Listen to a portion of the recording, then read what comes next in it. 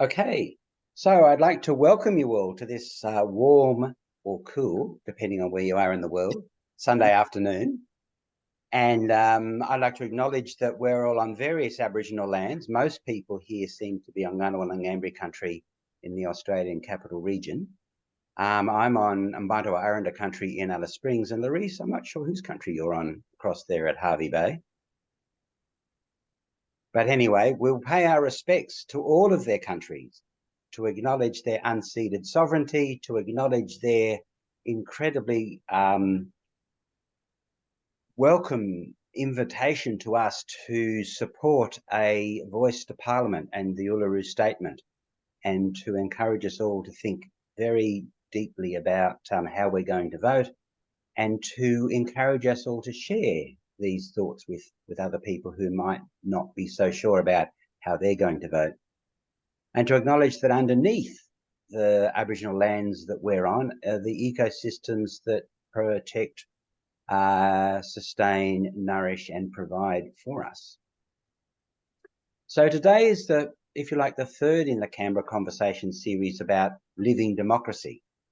And we've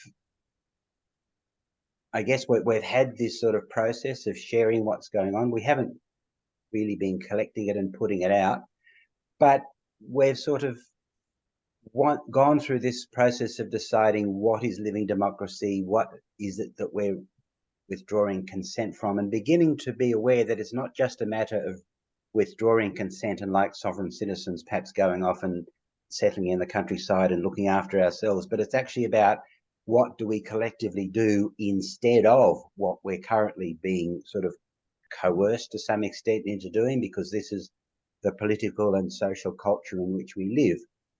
So we're going to pick up sort of from there. What we might do is Tim might just run through again very briefly his ideas about living democracy for those people who are new to this conversation. And then I'm going to say a little bit, and then we're going to make a democratic decision as to whether we split into two breakout groups or whether we stay together to have the conversation in the group of sort of 10 that we're at the moment. So first of all, back to you, Tim. Thanks very much, Peter. And thanks everyone for coming again. So yeah, I thought it would be useful to kind of step back and do a bit of a refresher in what we're talking about. At the first of these sessions that Larisse put on, goodness, some months ago now, I presented the ideas in my book in the context of kind of articulating my view that I've become more and more kind of convinced of, actually, the closer I've got to government, the closer I've got to kind of seeing how government operates. My perspective being that government is increasingly, obviously, like the capitalist economy, an institution which is primarily about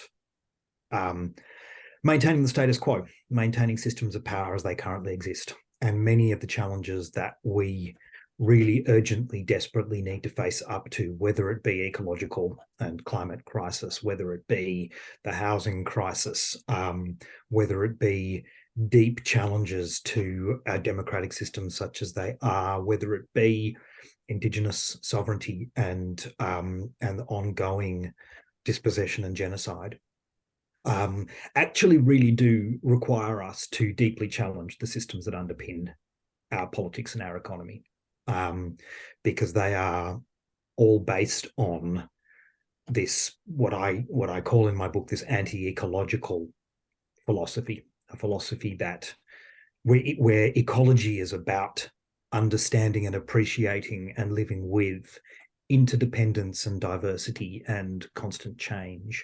These are systems that are based on ideas of separation and domination, coercion, hierarchy, and the illusion of permanence, which is one of the ones that I think in some ways is the hardest for us to really grapple with.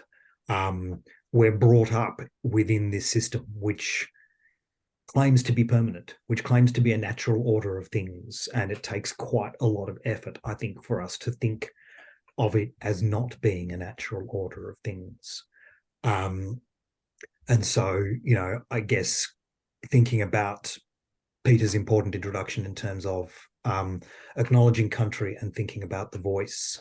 I, for instance, many of the First Nations people that I associate with, who are friends and colleagues, come from a sovereign no perspective. They come from a perspective that the Constitution is a fundamentally colonizing genocidal document which erases and establishes a nation state which erases Aboriginal sovereignty, and that seeking to be included in that is fundamentally problematic, and that they do not wish to be so, and they are putting a view that actually we need to reject this process and move into a radically different process of long-term working towards treaties and sovereignty. I'm not necessarily endorsing that view. In fact, I've come to a view influenced by those people, but also influenced by some really interesting and wonderful thinking and talking by people like Larissa Baldwin Roberts from Get Up, who's very much now talking in terms of this was a really problematic process getting to here, and we don't necessarily endorse where it comes from and where it goes to. However, now the question is here. Our choice is, what do we do with this question? And Larissa's arguing that this referendum process is less about the question itself, and it's less about the outcomes from this particular process, and more about how do we actually mobilize Australians towards First Nations justice. And so her perspective is one of yes, and her perspective is we need to now mobilize to get this done and to talk with a whole lot of people to ensure that what happens next is more, what happens next is better. And I guess that's really that's one articulation, in a sense, for me, of how we can think about this concept of living democracy and the transformative change that I feel we need, that can sometimes involve, and often does involve, working through systems as they currently exist, no matter how problematic those systems, working through systems as they currently exist in order to transform the systems into one that we believe we need afterwards. So, yeah, in terms of the referendum, I can imagine a situation where, the sovereign no presents a situation where a no will lead to a radical transformative process. It's equally easy to imagine where a no kind of leads us towards disaster. But it's also, and I think this is one of my big fears and many others on the left and on the more radical transformative side, it's very, very easy to imagine a yes leading mainstream Australian politics to saying, tick, we've dealt with that, now stop complaining and, go away. And that's the end of the story for a generation to come. So what we desperately need to do is use this current political process to work towards what happens next. How do we use this towards what happens next? And I personally think that a yes is the first step towards the next, as long as we frame it in that way. So that's what I'm thinking in terms of living democracy. How do we do things that see us using the existing structures that we have, the existing political systems, economic systems, all of that, as they exist, because they currently exist in that way and we cannot simply ignore them. We can't step outside them. What we can do, however, is also be using a lot of our time to see new ways of doing things, to see the better ways of participating, the better ways of doing our economy and our democracy. Whether it be, one of the obvious things that I often talk about, for instance, is food systems, that our food systems are so incredibly fragile. These corporate capitalist food systems that are based on extracting value from the land, extracting values from farmers, driving us to ensure that our food only comes through the vast majority of it through this duopoly, this supermarket duopoly. We can say, hang on, we don't want to take part in that system. We want to do a different food system, a grassroots up, sustainable food system, which we can do some of it through urban farming, some of it through community gardens, some of it through cooperative farms in agricultural lands and regenerative farming and all of that, and community supported agriculture, that we can set up these new systems that seed a better way of doing and a better way of being. And by doing that, we're not just buying out, because by doing that, we are actively withdrawing our consent from the destructive systems. And that's what led us to that second conversation, where we were talking about exploring what do we mean? What do I mean by withdrawing consent? And we had quite a tricky conversation, I think, that time, because I'm not sure I necessarily had prefaced it and explained it that well. That if we are to transform these systems, if we're not just to kind of do dinky little things around the edges that make us feel better about ourselves, if we're actually to transform the systems, then the process of building the new system has to also actually help to dismantle the destructive old system. It has to withdraw consent from that. So food is a relatively obvious example, I guess, but I'm also thinking, for instance, of our political systems. Our existing parliamentary system is fundamentally designed around adversarialism. It's fundamentally designed around exclusionary communications processes, where those with wealth and power in the existing system get to have an enormous, inordinate say over the decisions and the processes that happen there. This is not to say we don't engage with that system, but it is to say that when we engage with those systems, we also have to be working out how do we actually use those processes to establish a better way of doing things, and to slowly but surely use those better ways to withdraw consent. How do we say, actually, we need not only to elect a handful of representatives who understand the benefit of participatory democracy, but we need to actually drag other members in to say, we understand that actually our constituents should be the ones who are making decisions, and we are there in Parliament to take the views of our constituents further. We are here in Parliament to demonstrate that deliberative decision-making processes are actually far more beneficial than adversarial ones. And we can do that in our communities, we can do that in our committees in Parliament, and we can stand up and demand that our other colleagues in parliaments actually start to take this kind of process seriously and say the argumentative adversarial theatre of politics is destructive and problematic. So yeah, I guess, and the final part of not the final part, but the final part of kind of the introduction that I wanted to make is where we got to at the end of last time, was talking about the challenges in terms of peace and geopolitics. And that's one of the things that we wanted to discuss a bit today. When we started to discuss, hang on a second, if we're withdrawing our consent from existing politics, what does that mean for things like AUKUS? What does it mean for US versus China, that kind of thing?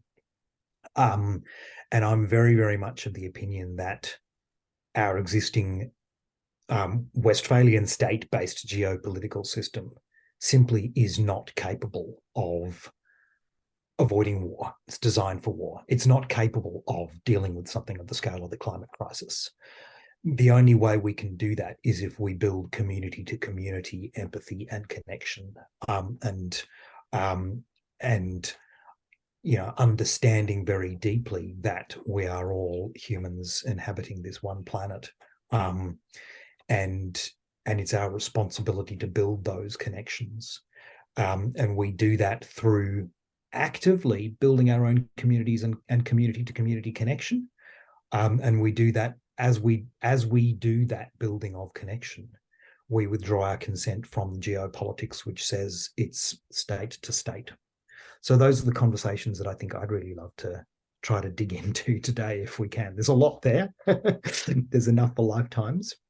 But I hope that's a useful and comprehensible introduction to my thinking. Wonderful. Thank you, Tim. So there are those questions that Tim raised, and we can skirt down that. The other thing I've been thinking is that, I mean, we've got, in about just over 12 months' time, there's going to be an ACT election. And maybe sometime next year or in early 2025, there's going to be a federal election. And I think the other thing that CAPAT is interested in thinking through here, putting it openly on the table that we're a non-partisan organisation. We don't back any political party, but we're about seeing democracy working for all our collective benefit. But the question about how we're thinking about what's going to happen during the campaigning and the voting processes in these upcoming elections, because it's, you know, the last two federal elections have been the climate change election, and clearly, you know, we've been sold out on that one. The results have been disappointing, but every year, I mean, for the last 30 years, we've had 10 years to get this right. I think we're running out of 10-year blocks. And so I think, you know, these elections really have to say something to government about what we, the people, want the action being taken. And I think it comes back to Tim's point about we've got these systems of governance working. We do get to exercise our vote. And so how we vote, or more importantly, who we vote for amongst the choices offered to us, are going to be really important, because part of having government working for us is having the right people in the parliament, either in government or on the crossbench or even in opposition. It doesn't really matter as long as they're working for us and they can have an influence. So that's some questions I think we need to be thinking about in the ACT over the next sort of 14 to 18 months. And so the questions I'm thinking about today, I mean, we can go into geopolitics, but I'm also interested in what do we do in the ACT to start living democracy? What would we as individuals do? And in doing that, how do we then, what do we withdraw our consent from as we begin to replace whatever it is with what we're doing?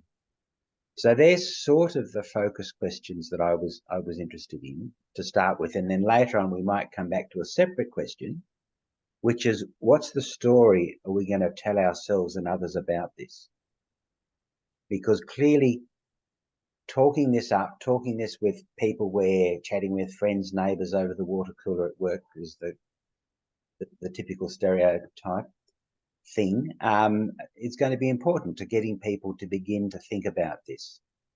Because I think the way to influencing AUKUS has to be through what happens at the nation state level at the moment, because it's the people in Parliament, in the executive, that are making the decisions about this. And we need to work out, you know, again, through how our local parliamentarians, we can influence that, if we can influence it at all. So that's sort of where I want to have the discussion go. Tim, do you want to say anything else on that? I guess only just to kind of suggest that, yes, I think I guess my challenge is for us to think a bit more about the extent to which it's not just those in the parliaments and the executives making these decisions. So many of the shifts in, you know,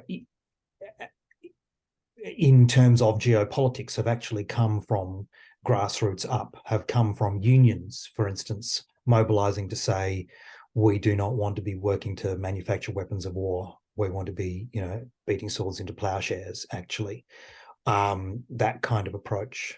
And I guess one of the things that's in my head at the moment in terms of the way the grassroots, what we can do right here in our communities now, can actually very clearly mesh with the geopolitical. And one of the really obvious things that I'm starting to, not obvious, but one of the things that I'm starting to really think through and discuss with some friends here in Australia and around the world is what could the opportunity of COP31, Australia hosting the global climate meeting in 2026 involve if we could mobilize local communities and local governments and grassroots groups around the world to gather on the edges of that meeting and say, we simply don't believe.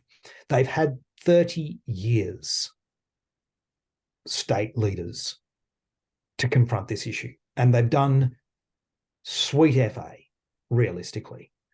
And they're still meeting every year, spending millions of dollars, not doing anything.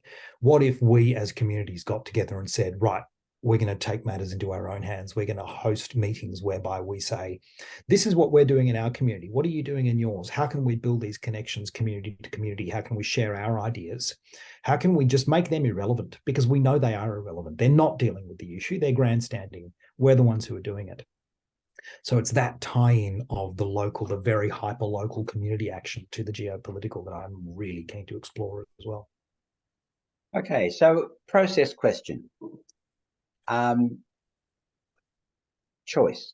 We can stay in this group of 11 and just go around the group and share some ideas in this space here for about an hour. And then I'll do a bit of wrapping up. Or we can break into 2 groups and have a couple of conversations happening in parallel and then come back together and do a report back. What I would like is a show of hands of people who want to stay in one group and talk it through. 1, 2, 3, 4, 5. Who wants to go into breakout groups?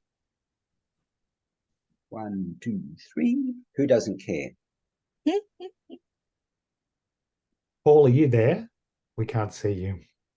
Oh, yeah. If you want to be voted, Paul, we are going to have to see you or hear you. Can't hear you, I'm afraid.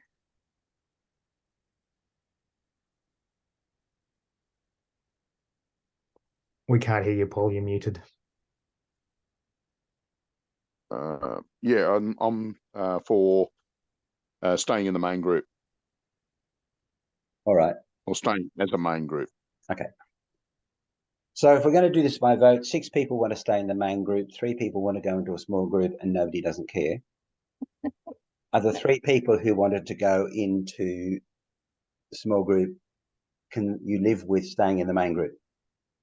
Yeah, it's going to be a bit awkward, but we'll have to be very disciplined. All right. So I'll do my best to keep us disciplined if I have the meeting's consent to do that.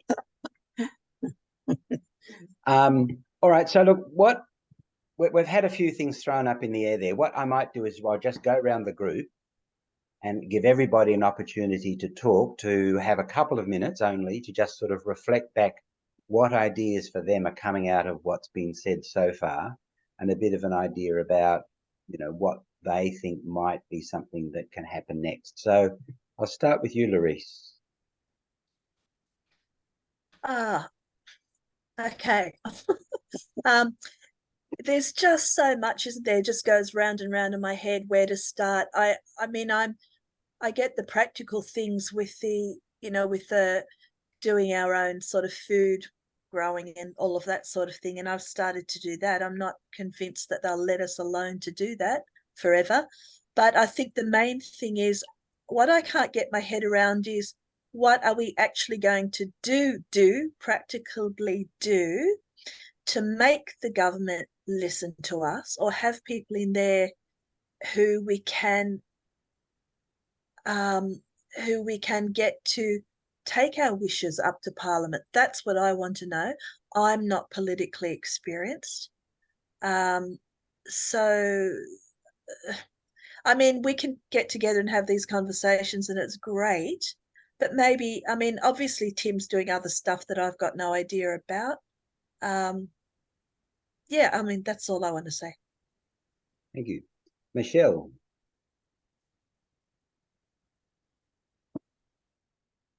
So just talking about participatory democracy, I guess I think the Teals are a really great example of what can happen at an electorate level, where people get together and campaign for an independent voice in Parliament. And so I would call them small g green independents. And along with the Greens Party, which I also support, I think they need to take over the Parliament next election. And I want to get some stuff off my chest about the referendum. Seems to me we could reinstate ATSIC, an elected body with program responsibilities. It seems to me that's what we want, regardless of what's in the Constitution. We could do that now, reinstate ATSIC. And also about having a voice. It seems to me that if Aboriginal people got together in a way that they envisaged the voice to operate and came up with a housing policy, the government would listen, regardless of what's in the Constitution. That's my bit for today. Thank you. Barbara. Look, I'm interested in both sides, if you like, not both sides, but both types of action. I'm interested in what we do in the ACT to literally make the world a better place. But I'm interested in the big picture, the geopolitical stuff, because I mean, I want us in the ACT to be doing things that will advance action on climate change, that'll stop the fossil fuel industry in its tracks. I want to see things on, cost of living, housing, aged care, etc. I think what happens in the ACT is not very different from what would be happening anywhere else, and I want us to be doing things that really do make an impression on politicians, no matter who they are or what party they are, or whether they're local, local politicians or federal ones. I mean, there's all sorts of things that are already happening at a local level in the ACT, but I don't think we're very.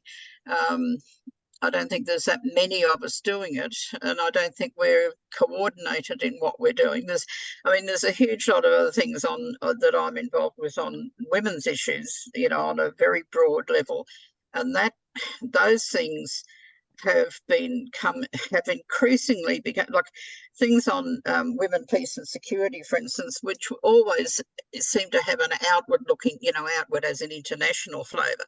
But because of the way the world's going, and we've got more and more American troops and all the rest of it in Australia, so that there's more things that are happening in Australia that are relevant to, I looked up the other day, whether Australia has a state of forces agreement with America, and we do, but it's from 1963 and it gets updated every now and then.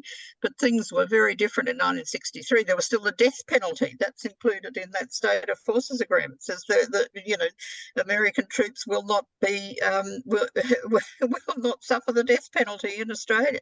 Anyhow, it's just there's a huge number of things that need attention, and my mind just boggles at where we, how we can really make an impression at the moment, because there's some really, really serious things going on. Thank you. Kevin.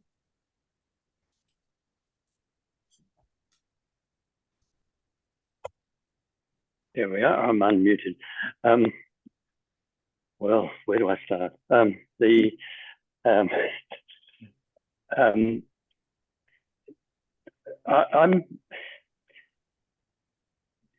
When you look at system change, true system change doesn't come from it comes from the bottom, believe it or not. System change doesn't happen at the top. System change in ordinary physical systems that we have out there, in living systems, a gene gets altered and you get a new animal, if you like. Something evolves, it doesn't It's not planned. So the systems change not by being redesigned, but by evolving. And the things that you have to worry about, if you're interested in system change, what you do is you try and figure out, well, what's wrong with the current system in terms of the bottom level transactions? And you figure out how to change those bottom level transactions, and then you see what happens when you do that. And if it's good, then you try and continue on that same way. But if it's bad, you don't continue on it. And that's what we do when if you're trying to invent something. You don't actually start from the top and plan it all down. You start from the bottom and make a change to an existing system in small ways. And that's what I'm trying to do. And the small way in which I'm trying to do things is change the way in which we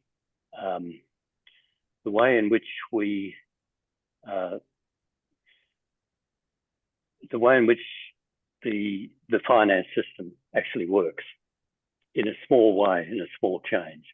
And the small change on which I'm working, and I'm hoping that others can come along, is to change the way banks handle interest payments. And the way in which banks handle interest payments is that they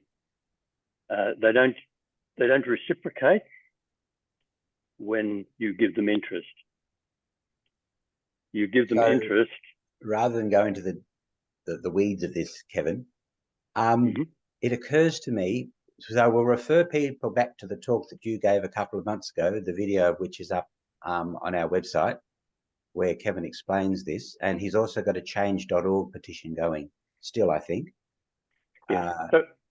So look, I'll put that in there, and this is an example. I'm just using this as an example of how we can change things.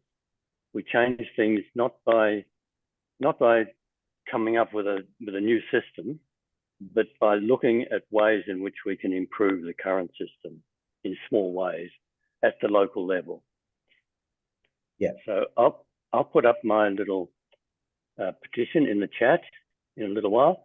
Yep. And I'll leave it there, and I will have to go because I have something else on at 3 o'clock.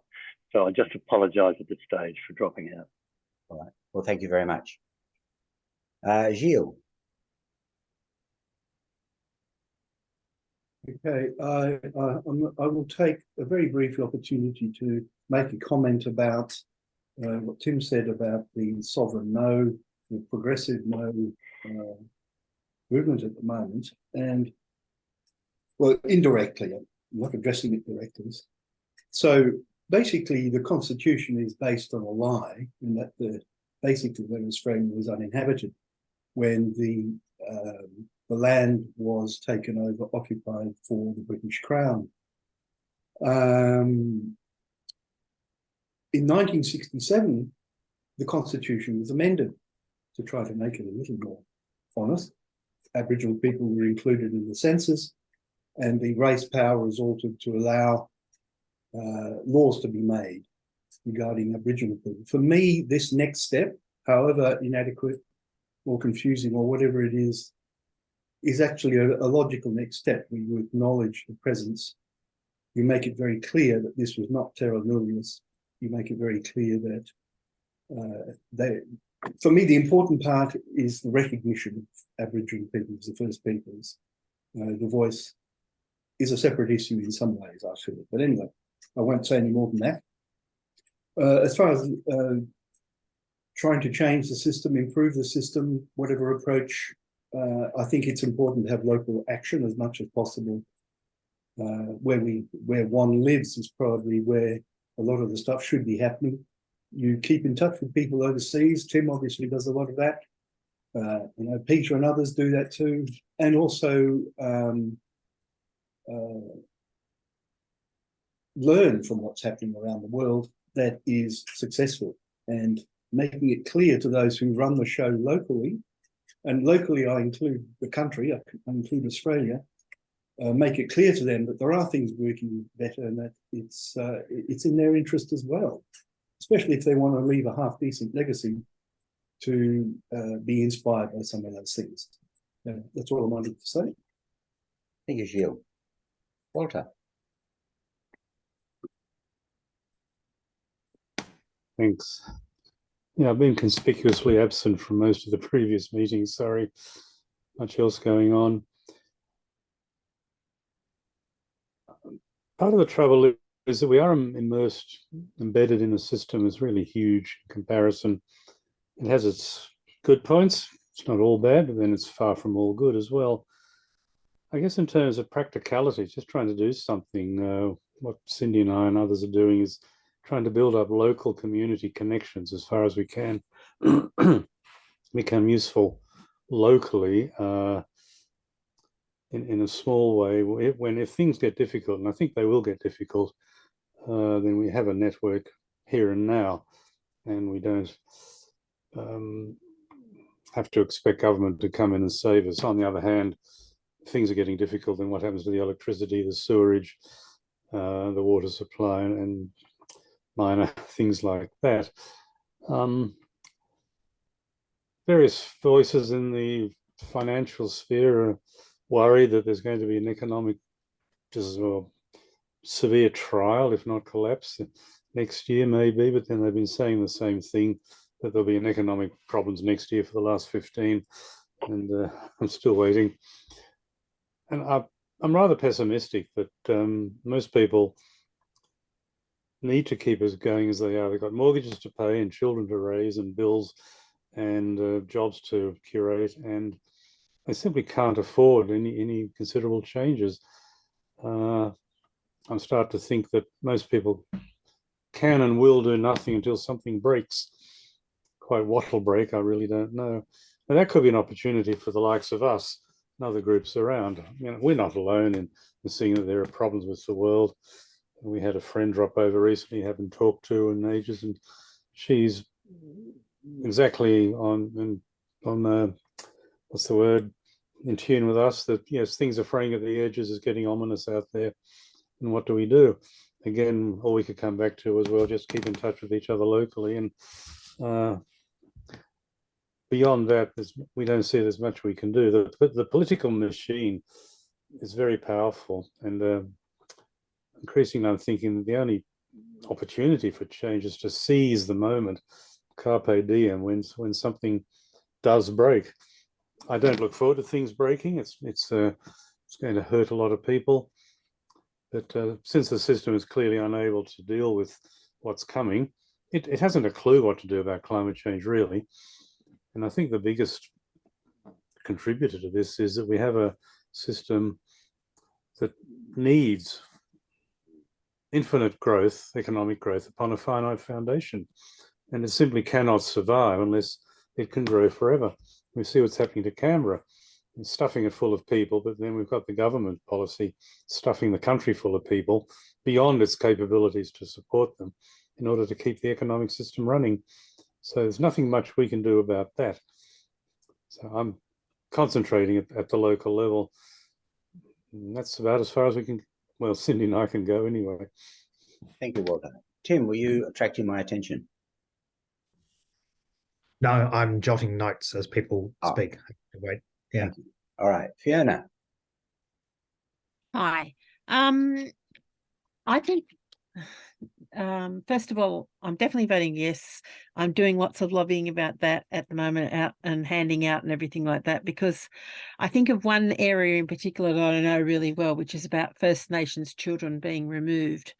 And in the ACT, we've had a Labor government for a long time, and certainly since the apology. We've had in the ACT, since we did the apology in 2008, we've got 2.5 times more Aboriginal kids in care, and it's absolutely demonstrable that that's not in their best interests.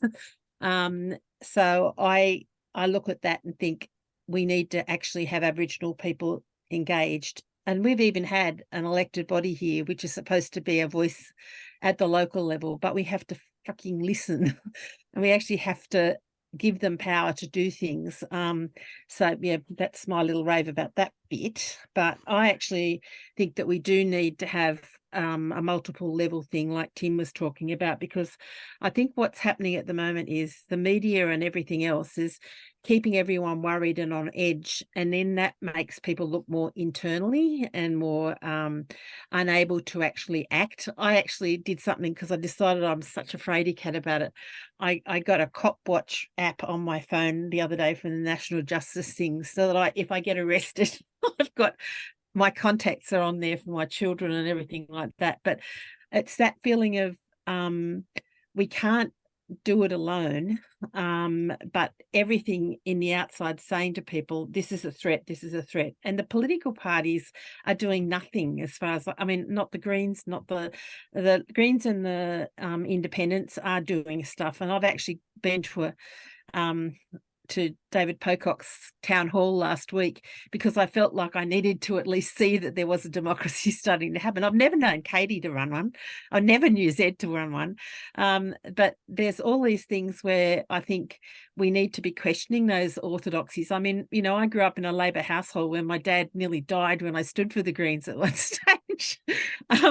But more importantly, I suppose, is us saying, you're not doing it well enough.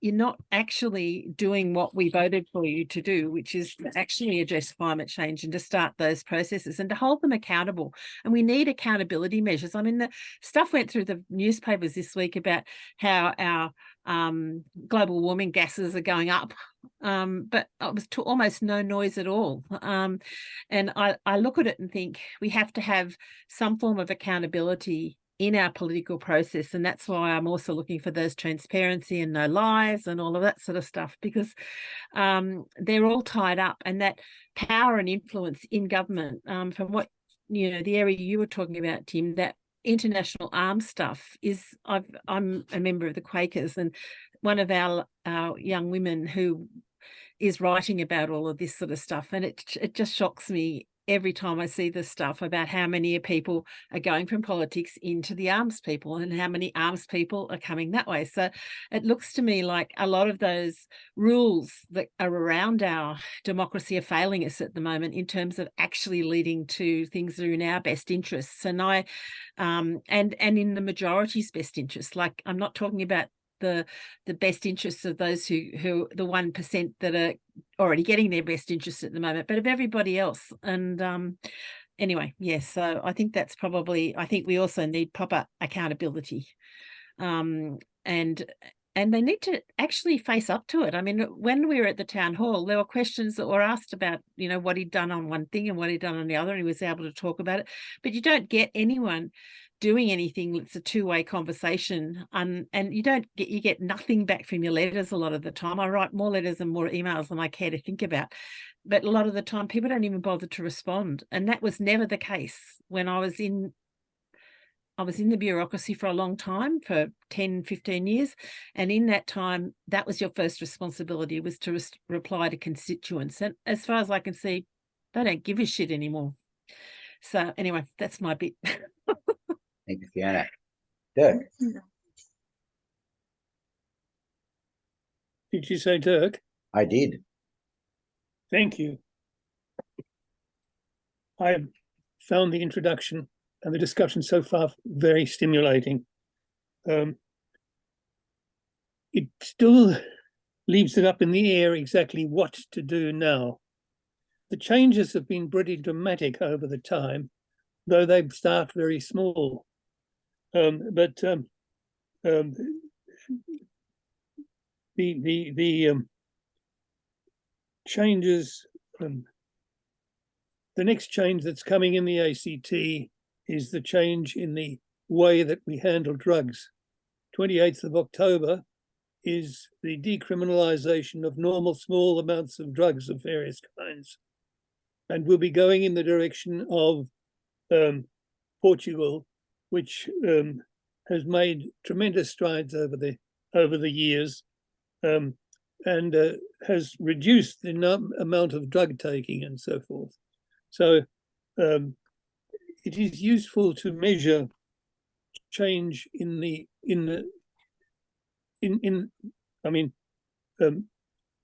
and I agree with the comments that were made that most of the changes start in a small way and so forth, and then have much longer effects. And one of the things I like about Australia is that, in fact, those changes have not been totally squashed all the way along. But in terms of the political decisions, the question still is a numbers game. And if we want the greater degree of change, we need to find out how we get enough support on the wider basis to get those changes applied in the wider sense. There's a good article by yesterday's Canberra Times and so forth by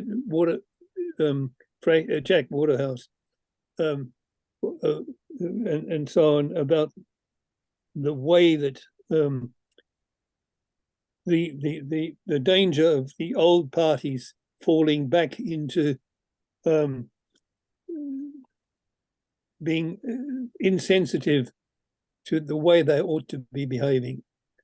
So anyway, that's enough at the moment. Wonderful. Thank you, Dirk. Paul.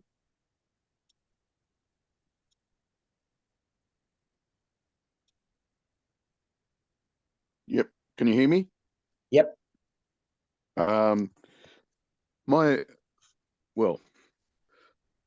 Having been a socialist activist for most of my adult life, I point to things like the bizarre situation of Labor simply allowing more and more extensions to coal mines and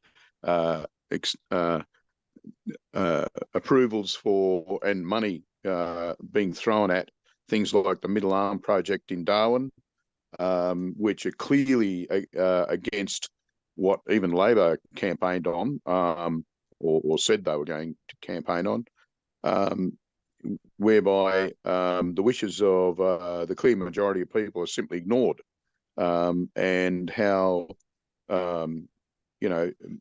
money by special interests, particularly the fossil fuel industry, are able to undermine the resolve of even Labor in government, so that Labor just simply genuflects to whatever they want,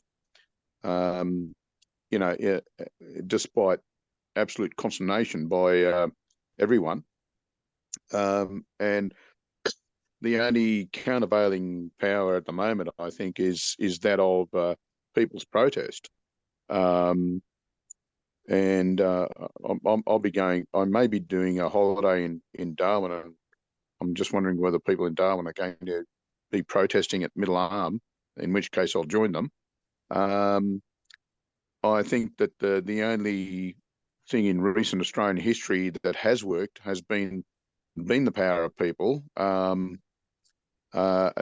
here I'm talking about the big protests against the Vietnam War that actually ended up with Australia basically diving out of that war, and that's the only example I can think of that has actually changed anything. And so I'm still of the opinion that protest movements matter, and how big they get matters particularly. So I think the climate action movement is one that is sort of building a head of steam, and needs to go a fair way before it can really impact on decision makers.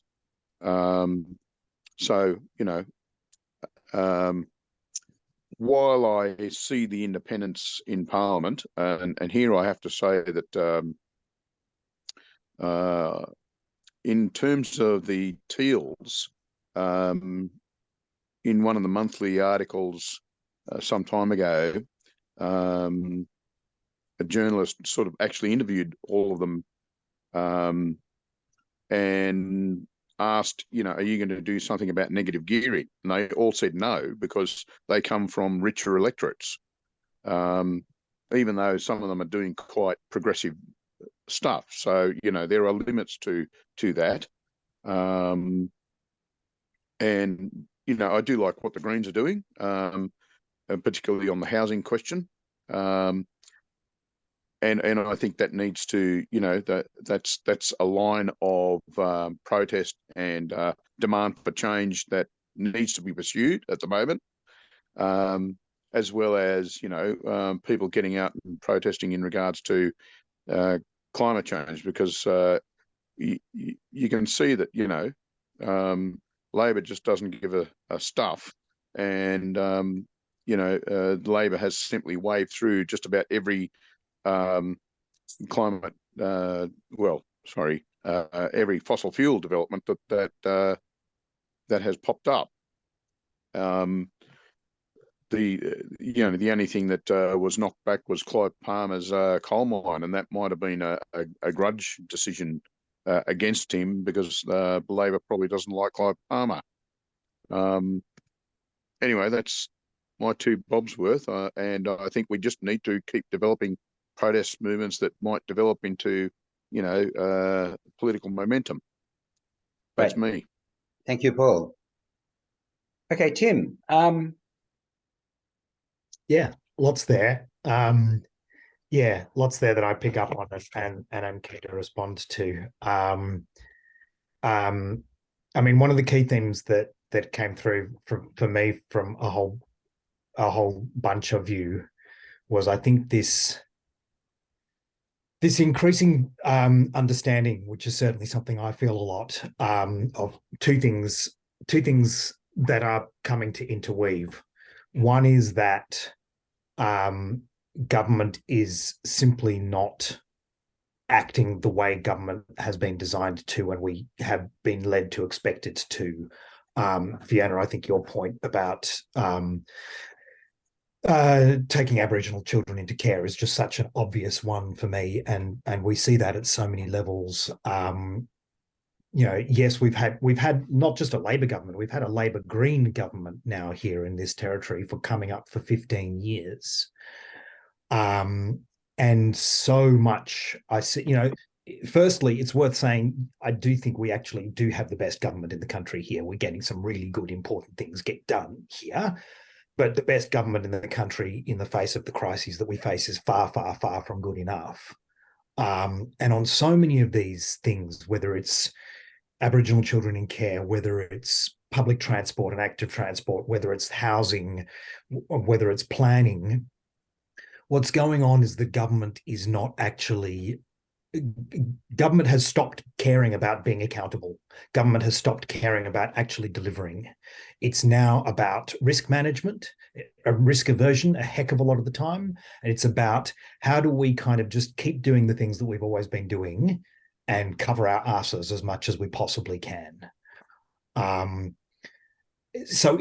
system is in failure. The system is sclerotic. And that ties in really closely, I think, with the point that Walter was making, that things are falling apart. They really are. And it's becoming increasingly obvious. It's, in the face of the climate crisis, in the face of the economic crises, that, yes, we might not be seeing the kind of stock market collapse that we saw in 2008, but it's hard to say that we're not currently in not a financial crisis, but an economic crisis. Currently, with cost of living, cost of housing, all of these kinds of things. I think the things falling apart also ties in for me with where I come to, for instance, with Barbara, your point about the state of forces agreement and that kind of thing that we have, that we're confronted by. What that really brings up for me is that not only do we still have these agreements with the USA coming, from dating from the 1960s, but we have this agreement with a global superpower which is falling apart at the seams. And, how how are we to be thinking about planning for a geopolitics when it's very difficult, with a careful inspection of what's going on in the USA, it's very difficult to imagine that that country will exist in its current form in 10 to 15 years, frankly. I find it very difficult to imagine. And so this is the kind of stuff that really comes up for me when I'm thinking about what do we mean by building alternatives and withdrawing our consent? What do we mean about systemic change? And I fundamentally agree, Kevin, with your underlying point about systemic change comes from the bottom. We have to start designing the stuff that we want to do. We have to start living into being the world that we want to live in, as it actually starts to collapse. And so our role is to build the systems that will help us to survive together as that system that we've been led to believe is permanent falls apart around us. That's what a whole lot of it really comes down to for me. And yeah, the role of protests to me is crucial in that, in terms of it's a really vital way of pointing to the failure of the system. It's crucial, it needs to be there, but it also, I think, needs to go hand in hand with the vital work of actually building up the new system, not just pointing to the failure, but actually directing people into how do you then participate in living into being the world that you want, that we want together. So yeah, I guess one of the things that occurs to me in terms of a takeaway from here of what can we start to do, I think as Dirk and many others have kind of said, there's so much that's already going on. We're all involved in this kind of stuff in various ways. One of the things for me that I think is crucial for us to do as we're building these alternatives is to kind of just keep dropping into the conversations around the place in a constructive manner, this understanding that what we need to do is not just tinkering around the edges. What we need to do actually is build the world that we can actually survive in the decades ahead. And the understanding that thanks, Kevin, the understanding that the current political and economic systems are not interested actually in building a world that we can survive in. They're interested in maintaining themselves. And that will be at our expense. It is already at our expense. So yeah, I guess that's one of the things that I'd point to, is that I think having conversations about the need for systemic change, what's happening, what is going to happen, how our work at the grassroots can actually feed into growing this new system and challenging the existing system, helping people to understand that this system isn't permanent, that it's actually relatively new, actually, and that it can change. That's the stuff that I think we need to start digging into. Great. I mean, I think it really does come back down to the question. I think that, if we as a group are going to be starting to build new and alternative systems, we do need to have the conversations, I think, about building those alternative systems and put some thinking into, well, what does that look like?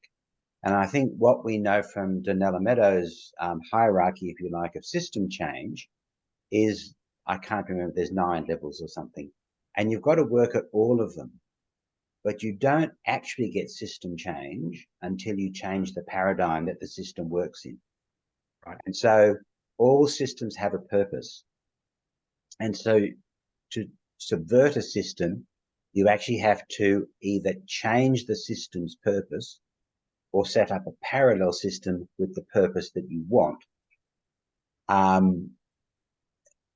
And that has to be within the system you're operating in, because no one can actually operate outside the system that they're operating in. So I think this is where the idea of you start to build the alternative system that you want, and then you start withdrawing your consent from the existing system and transfer over. And at the same time, both telling yourself the story of the new system, because as primates, we work on stories. And so if we tell ourselves a story, we believe that story and we live by that story. So it's really about changing the story. Now, lots of people here, in fact, I would say everybody here gets the fact that we're in strife, which is why you're here. I think what we need to be doing from here on is polishing up the stories that we're going to tell ourselves about how to do this stuff differently, and then what actions we take to make that story come into being. So we're just come up to an hour. I don't know how long people want to stay around for. I mean, I don't know what the weather's like in Canberra, but it's a sunny afternoon here in Alice Springs. I'm prepared to hang around for a little bit longer. I've got about 10 minutes. Pardon? I've got about 10 minutes for what it's worth. All right. So about 10 minutes sounds about where we can go. I don't think we have time to do another round because even at 1 minute each, that's going to take up the whole 10 minutes. So I think we've gone to the next step of beginning to bring some new people into this conversation and to giving people who've been in this conversation a while a time to sort of work through a bit more about where we're going. So I think it's logical we have another conversation. We pick up this thread of the conversation again in a while. What I might do is just chuck in a couple of ideas about what CAPAD's doing that you might join into. But first, Fiona. I was just thinking that one of the things that I've been really thinking about is how we keep ourselves sustainable through this process, because one of the things that's really hard is that sense you can't lose hope, because if you lose hope, they've won. I think it's really important to, I've stopped reading the front end of the books that tell me other solutions, like the one that goes with all the problems, because I know the problem already, and it depresses me to read it again and again and again. But at the same time, how we actually hold on to that hope. And I was so disappointed with what the Labor government's done with fossil fuels. I sort of feel like enraged about that, but I can't waste a lot of my energy on rage either without actually having a place to direct it to in terms of how do I bring about the change. Now, other than writing scolding notes to assorted politicians, I would really like to work out. I've tried to get into knitting nanas. It's just one of those things where I feel like I need both camaraderie and hope to help us keep going, because we've got to be in there for the long haul. My grandkids are little babies at the moment, and I just really look at him and I think, what a bloody mess we're going to leave him at the moment. Do you know what I mean? And I want to get some of that sorted before I pop off.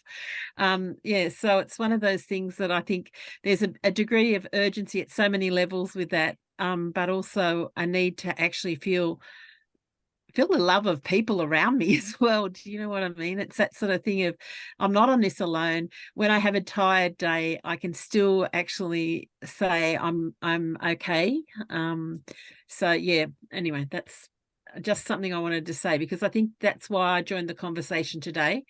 I really felt like I needed to be with some like-minded spirits. That's why I'm doing the yes stuff, because I bump into people, that look like me and who are old and who are pushing their grandparents' trolley along and putting letterbox notes in everybody's thing for yes. So, it gives me a sense of belonging. And I think that's something that we have to have, because that's one of the things that the alternative offers, is a sense of being together in a way where we can actually all be okay.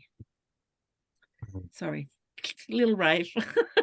It does lead me to the idea that we might, just before COVID hit, we planned to have a Sizzle for democracy in a park with a barbecue and lots of sausages. And maybe that's something we can do as spring unfolds. Yeah, let's do it. Let's do it. Let's do it, please. Yeah. So then we can have picnic table conversations, not kitchen table conversations. That's right. Something like that. A little bit formal, a little bit social. What are we going to do? Apparently, there's another big scare coming about COVID, and lockdowns. How are we going to comply if we're not supposed to do such things? Yeah, all right. Wearing my public Is that health hat, I haven't too heard much this. for now? I suspect governments in Australia are going to be a lot more cautious about lockdowns if that happens again. And they're going, I think they've now had the experience to know that there are much more, if you like, targeted responses that they can make. Let's hope so. And I mean, it does come down to a mixture of personal responsibility and government leadership. So again, wearing my public health hat, I think we can all wear masks, spatially distance, be careful where we go and who we hang out with and what we do, and avoid people who are obviously coughing and sneezing. And avoid people if we're coughing and sneezing. Yes. And avoid people if we're coughing and sneezing. And wear masks if we've just over been coughing and sneezing. Rat testing regularly if you're not sure. I mean, these are things that we can do while we're trying to wait for the government leadership, which I'm working on in a different forum. According to Norman Swan, new variants of Omicron in particular are going to continue to pop up, and everybody's watching them incredibly closely. But I haven't yet received an alert from the health department telling me that something new and nasty has appeared that I need to be worrying about in my practice. Everyone's looking at it except the health department. So Peter, we're running out of time. Were you going to? Yeah, I was. So what I was going to say, thank you, Barbara, is there's a couple of things that CAPAD is doing. One is, as I said before, we have got some elections coming up. The 16th of November next year is the ACT election, and sometime in the next 12 to 18 months there'll be a federal election. We will be doing some work around that. Anybody who's in the know already knows that PROACT is working on what PROACT might be doing in terms of a federal election. And what CAPAD wants to do in terms of both elections is work out how we can help people be informed about their options and what they can do and who the candidates are and what the candidates are likely to be doing. And that there's a meeting at Tilly's on the 23rd of September at 1400 hours for anybody who wants to sort of, this is a very early process of just thinking about what can the Canberra community do during the next elections. So there's no planning, it's just an sharing ideas session. What day was that? Yeah, so the 23rd of September, 1400 hours, Tilly's, probably outside. Is that CAPAD or PROACT? Sorry, that's CAPAD. Well, it's actually not PROACT, and it's not CAPAD. It's a group of people who are interested in what might happen. CAPAD is going because we're interested in what might be happening, so we can work out how we can run some sort of education business around it. PROACT, if they go, is going because they're thinking what's going to happen at the next federal election. Yeah. Can you email that, please? Or keep us informed. Are you on CAPAD's mailing list? I believe so. I don't think you are, Paul. If you can Okay. go to our website and send me an email from the website, I'll put you on the mailing list. Stuff will be coming out in our newsletter, and in other notifications on our email list. Or you can follow us on Twitter at CAPADACT. Okay. All right. The second thing that's happening is that we are, based on our concern for the existential threats facing humanity, we're thinking about having a project that looks at how we can get, Julian Cribb's concept of, yeah, I don't know, it's out of focus. How this works, isn't it? How to fix a broken planet. How to fix a broken planet. So he talks about the Earth Systems Treaty. He talks about lots of stuff in there. And the whole point about how we vote and how we interact with our politicians and how we set up systems in parallel to the existing political structures is a key part of that. Anyway, based on that, the Council for the Human Futures wants to promote the Earth Systems Treaty, and they want to have a deliberative process in Canberra to work out how the Territory Government might take some leadership on this. And thank you very much for coming, Tim. It's been great having you, and we'll bring you in at the next conversation when that gets decided. We've got a couple of other Sunday things to have first, but then we'll resume this later in the year. But thank you very much for coming. Yeah, cool. Thank you. I'm also just writing up some more stuff on this. So, you know, as I develop that, I'll send some things through for more conversation. Thanks for hosting. Good, Tim. That'll be good if you could do that. Thank you. Thank you. Thanks, Tim. Yeah. Yeah, so that's just happening at the moment. So again, it'll be go out on email lists and in the newsletter, depending on where that evolves over the next sort of few weeks. But the idea will probably be to be agitating for a citizens' jury in Canberra to give some direction to the ACT government. So that's just a bit of related information. So who's going to be agitating for the citizens' jury? You and I and Bob. Yeah, and, and anyone else who wants to join us. Sounds good. Great. All right. Well, I might wind us up there. Thank you all very much for coming. Let me just turn off recording.